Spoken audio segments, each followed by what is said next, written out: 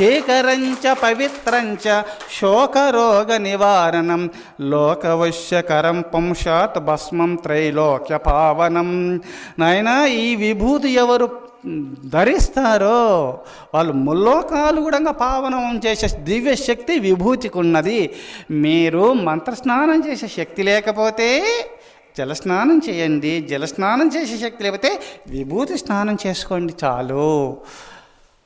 మళ్ళా విభూతి స్నానం చేసుకుని లేదా అది దొరకపోతే మృత్తికా స్నానము, మట్టి తీసుకొని ఓ జగన్మాత ఓ భూమాత నన్ను తరింపచేయని చెప్పి దివ్యక్షేత్రములు పుణ్యక్షేత్రములు యందు పతివ్రత మహాతల్లులు సతీవ్రతులైన పరమ యోగీశ్వరులు పరమ యతీశ్వరులు సంచరించినటువంటి పుణ్యస్థలముల యందు ఆ మట్టి తీసుకొని మొత్తం చల్లుకొని ఆ కొంచెం అంతా పూసుకొని స్నానం చేసుకోండి.